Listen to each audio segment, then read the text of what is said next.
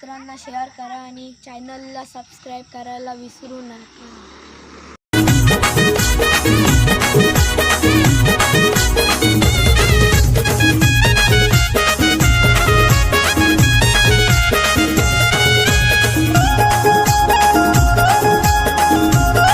आज आहे संडे, तर संडेला मी घरच्यांना न त्रास देता आज मी स्वतःचे काम स्वतः करणार आहे. तर आज मी चुलीवर पाणी गरम करणार आहे, तर चला बघायला.